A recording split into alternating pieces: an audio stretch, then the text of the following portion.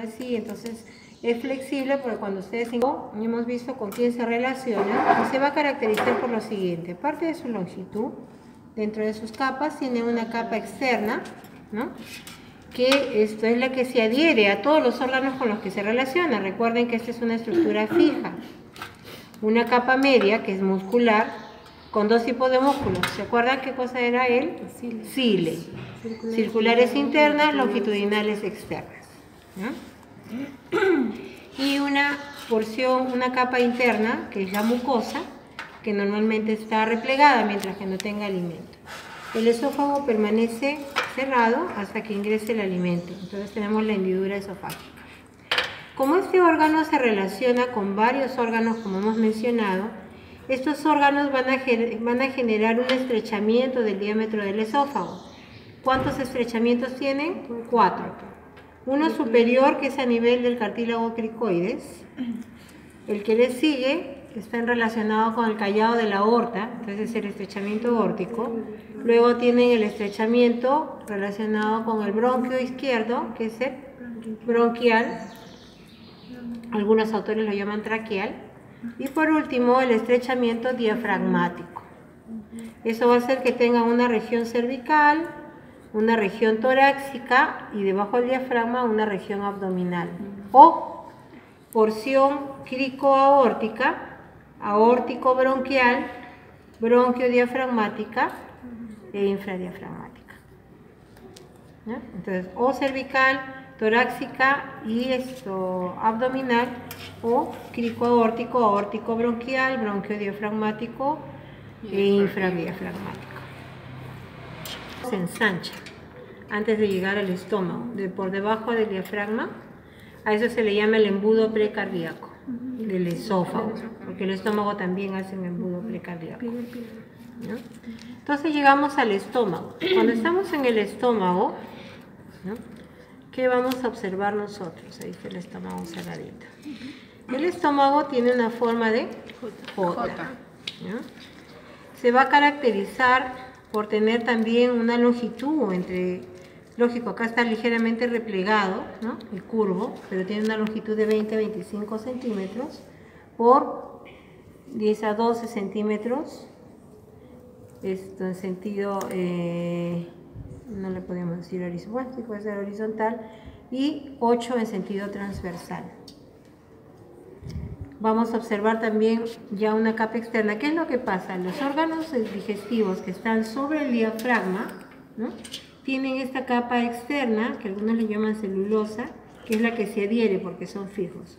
Cuando pasan el diafragma, la mayoría de órganos, si bien es cierto, o se sujetan al peritoneo, o se sujetan entre ambos, o a una estructura, ¿no?,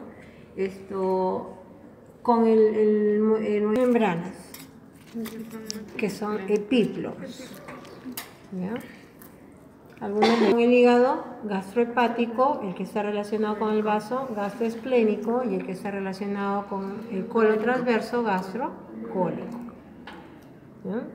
Como, aprovechando que estamos con la cara externa del estómago, vamos a ver lo que nos han enseñado desde primaria, que algunos dicen que no les han enseñado, ¿no? Las partes del estómago, bien sencillo. Primero, el inicio, tenemos el cardias, ¿ya?, o la región del cardio se le llama así. Luego tenemos el fondo o saco, el cuerpo del estómago, el antro pilórico del estómago, la región pilórica del estómago, la curvatura lateral derecha o menor y la curvatura lateral izquierda o mayor. Tiene una cara anterior, una cara posterior. ¿Qué capacidad tiene el estómago? 1300 centímetros cúbicos aproximadamente, ¿ya?, de capacidad. Una vez que hemos visto la parte externa, vamos a ver la capa media. La capa media se va a caracterizar por poseer fibras musculares, que a diferencia de todo el tubo gastrointestinal, no tiene 2, sino tiene 3. Las longitudinales externas, las circulares internas y las oblicuas. ¿Por qué? Porque el alimento, cuando llega aquí, al fondo saco, se estimulan las células hormonales en la mucosa y llega al cuerpo, al antro pilórico, regresa al fondo o saco y luego baja. Acá secreta las hormonas, las células hormonales, acá las células mucosas y acá las células, que algunos les llaman enzimáticas, ¿no? Que son las células principales y parietales, que son las que van a secretar el jugo gástrico. Entonces hace este movimiento. Por eso es que tiene esas fibras oblicuas. ¿Qué otro músculo tenemos? A nivel del píloro, ¿no? A nivel del píloro, a ver, el otro estómago se ve mejor, creo. Sí. Antes de terminar el estómago, tenemos un músculo de manera circular, es un músculo circular, cuya función es el esfínter. Entonces aquí nosotros vamos a tener el esfínter pilórico, ¿ya? Músculo pilórico o esfínter pilórico. Ahora, si nos vamos a la última capa, vamos a tener la capa mucosa. La capa mucosa se caracteriza por la presencia de innumerables repliegues. Sin embargo, a nivel de las curvaturas menor o mayor, estos repliegues son de forma longitudinal. El espacio que queda en los repliegues se conoce como calles gástricas o faveolas. ¿Qué otro repliegue se forma a nivel del cardias? Se forman pequeñas válvulas cardíacas del estómago. ¿Cuál es la finalidad de las válvulas? La regulación del alimento para que no salga. El verdadero esfínter vendría a ser el diafragma. Por eso cuando se indigestan, consumen en exceso la comida o muy condimentada, ¿no? Normalmente esto a veces sobresale inclusive hasta el esófago. Y es lo que le genera esa acidez, ese malestar, ¿no? Pero lesiona la mucosa esofágica porque no está preparada para esto. Llegan los jugos gástricos, ¿no? ¿Qué más? Tenemos también repliegues alrededor del píloro. Son los repliegues pilóricos. Estos repliegues pilóricos son así de forma longitudinal y uno circular que se hace por efectos del repliegue del músculo pilórico. ¿Qué es el píloro? Es el orificio nada más, ¿ya? El píloro es ese orificio que se forma. Por eso hablamos del esfínter pilórico o de región pilórica. En el texto le ponen un puntero y le ponen píloro, pero el píloro es como la glotis. ¿La glotis qué es? Forma una especie de un pliegue. Se llama el ángulo de Treitz. ¿Por qué? ¿Se acuerdan en el intestino, entre yeyuno e ilion, hay un ángulo duodeno-yeyunal y ahí hay un ligamento suspensorio y un músculo que pasa por ese nivel y se va hasta la porción inferior del hígado? Se llama el músculo o ligamento de Treitz. Por eso este ángulo se llama el ángulo de Treitz, ¿ya? En el estómago, donde empieza el antro pilórico. ¿Quedó claro estómago? Entonces, aquí tenemos nosotros nuestro estómago. Miren la porción fija del intestino delgado. ¿Qué cosa es? El duodeno. El duodeno se va a caracterizar por tener 4 porciones. Una primera porción que es la porción oblicua. La segunda porción, miren donde queda la cabeza del páncreas, que es la porción descendente, una porción transversa y una porción ascendente. Y aquí miren, se forma un ángulo. Aquí está, un ángulo, que se llama el ángulo duodeno-yeyunal. Ángulo duodeno-yeyunal. A partir de acá ustedes van a empezar a ver el mesocolio. Esta formación del intestinal, la forma que tiene aquí el duodeno, forman el asa duodenal. La capa externa en todo el intestino es una capa serosa, ¿eh? Serosa. Si yo hago un corte del intestino, todo mi intestino, que es igual que en el esófago, el cile, y una capa mucosa. La capa mucosa se va a caracterizar por dos cosas. La presencia de estas válvulas circulares, porque esto es así cerradito, que son las válvulas conniventes. Entonces yo tendría que levantar acá para decir válvula connivente. Segundo, toda la mucosa tiene una apariencia terciopelada. Microscópicamente vamos a ver que toda la mucosa está recubierta por las vellosidades intestinales. Toda la mucosa. ¿Dónde no tenemos válvulas conniventes? En la primera porción del duodeno disminuye y en la última porción del ileum, porque va a predominar las placas de Peyer y los orificios de los folículos linfáticos. ¿Ya? Entonces, en la última porción del yeyuno y en la primera porción páncreas. ¿Cuáles son las partes del páncreas? Cola, cuerpo, tuberosidad, ¿no? Perdón, cuello, tuberosidad y cabeza del páncreas.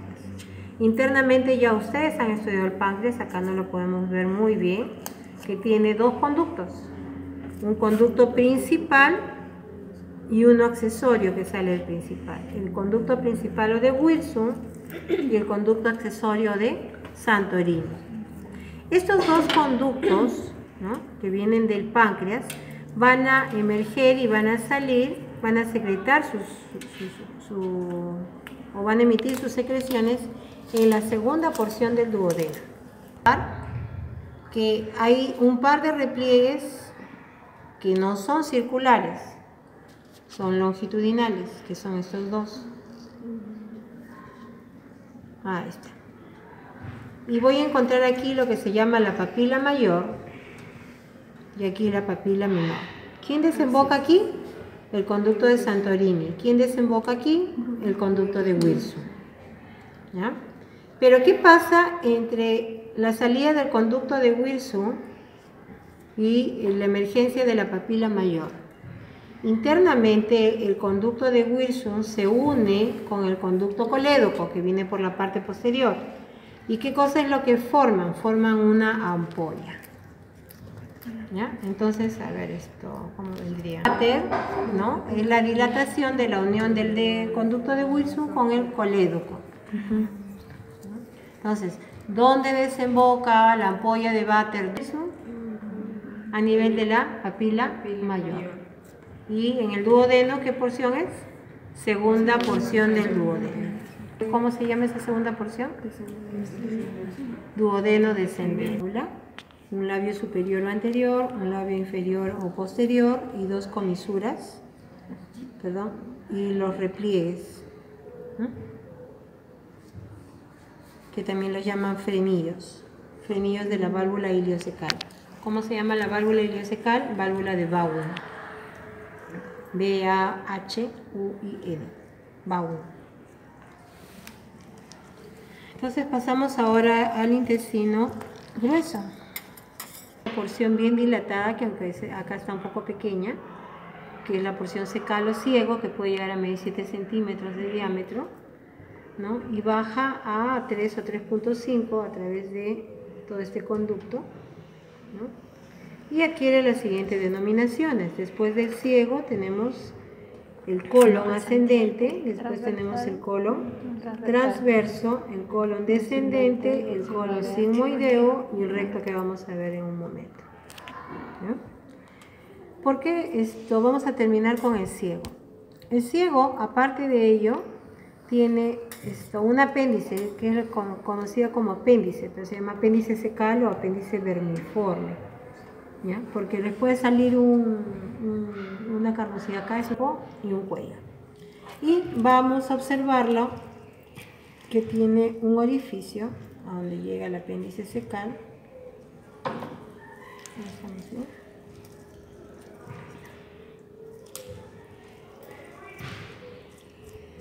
Que es la válvula de Gerlach. ¿No es Gerlach? Gerlach. Válvula de Gerlach. ¿Es la válvula de quién? Del apéndice vermiforme. Mesocolo. En el intestino grueso delgado era mesenterio. ¿Y cómo lo diferenciamos? ¿No? Miren. La coloración, pero aparte no tenemos esos apéndices. El epíclomo. ¿Cuál es la diferencia entre ambos? que si este fuera mi intestino, esta es mi cara anterior y esta es mi cara posterior. El epiplo sale de la parte postero superior y el mesocolo de la región postero inferior, ¿ya? Que se denominan apéndices epiploicos, ¿ya? Apéndices epiploicos. ¿Dónde lo tenemos?